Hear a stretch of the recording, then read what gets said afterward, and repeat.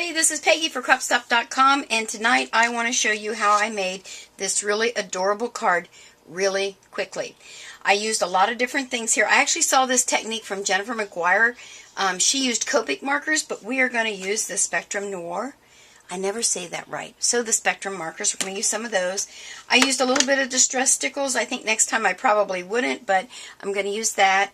I used some Zing embossing powder, some Versamark. I hope this is all in the camera so you can see Versamark. And then I used some Lawn Fawn stamps that I got a while back at CropStop, and we're going to do it on vellum. So let me clear off some things here, and let's get started. Okay, so what I'm going to do first is, you know, a lot of people buy the Spectrum markers to do coloring, and I like to color. I'm not a lover of coloring things in, but I love color. So when I saw this video that she did, I thought, you know what, if she did it with Copics, I bet we can do it with our Spectrum Noir. So there you are, we're going to do that. So I chose DR1, BGR1, and the blender. So look how simple this is to do. All I did was take my marker, and because this is, you know, an alcohol ink, put that on there, and then I took the gray one, which is the BGR1, and I'm using the broad tip, and I kind of blended right in there. I'm not worried about getting it on here because that's how I kind of got my extra color. There we go. Now how stinking simple is this? You could do it with any color you wanted to. And then I'm going to mark that off so I get back to my regular gray color. There we are. So let me just show you that. I don't know if that's interesting to you or not, but what I did is I cleaned off my marker, and now I'm back to gray. So it's perfect. Alright, so then I'm going to use my blender pen, again with the broad strip tip, and I'm going to kind of blend to get that kind of muted. I don't want it that dark maybe, and I want to blend some more color so it looks rainbowy. Now I'm going to let this dry. I don't like to heat vellum too much because I'm actually going to then take my Versamark and stamp on there, and then I will be embossing. So you just kind of play with it. Let me get that off of there again so I get my plain color again. Sorry if my arm's in there. Can't tell if it is or not. Okay, so this is what we start with. You see that? I'm going to let that dry, and then we're going to come back and we're going to do our stamping and our embossing. I'll be back. Okay, that's dry already. Nothing comes off. So then what I'm going to do is take my Versamark, and I just have an old Hero Art stamp here. You can use any stamp, obviously. But I kind of liked that this one was big. Okay, and I'm using my stamp pad, don't forget, because you get a much better image if you do. There's a little fuzzy on there. And then we're going to stamp. Pressing down, make sure I get all my little sections there. And peel it off. Now I know you can't see that on there, and that's okay. Then I'm going to bring in I'm just going to use this hunk of paper right here. I normally would use my little tray, but I forgot to grab it, so it's much nicer to use the tray. I'm going to use my embossing powder here. I pour a lot on there because I don't want to miss anything, because, you know, I'm going to pour it right back in. And this is opaque finish, it's called. So it gives me that white finish on here. Make sure I got it everywhere. Looks like I do. And we'll tap it off.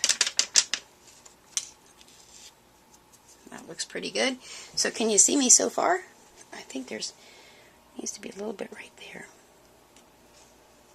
Okay, I'm going to take this over to my embossing table and heat with my heat tool very gently, because again, this is vellum and it will melt and wrinkle. So I'll be right back.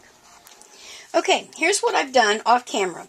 I went ahead, I always use my piece of board with foil on it, aluminum foil, and my clothespins. And I hook it on here, and then I heat set it. Now, I decided to go ahead, let me bring this in a little closer and straighter. I decided to go ahead and try putting the word on there and embossing it too. And I was okay with it, except that it looked, there were little specks where I didn't get all of the embossing powder off.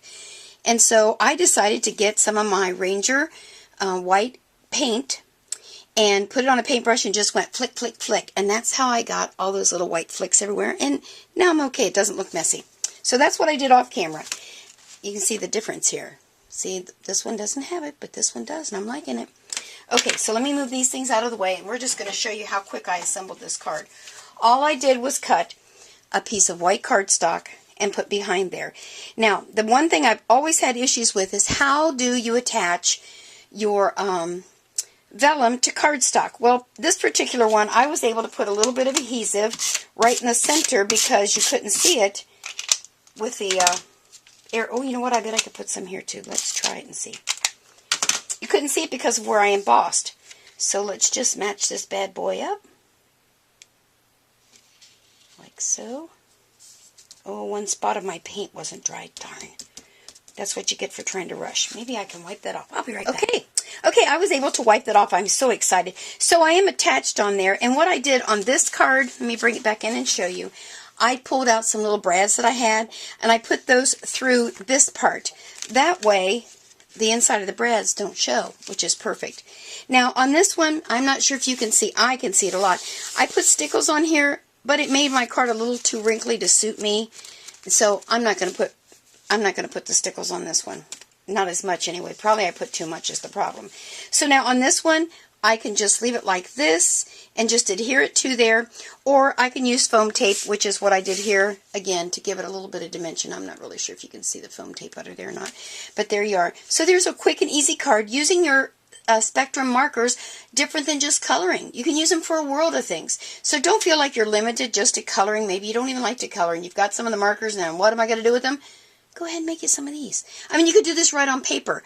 I just saw her do it on vellum and I loved it. So thanks, Jennifer. I appreciate you sharing that little tip with your Copic markers. So make sure to stop over there to CropStop and get yourself some of these Spectrum, I can't say it, the Spectrum markers. They'll know what you need. Just tell them Peggy sent you. Have a good one. Bye.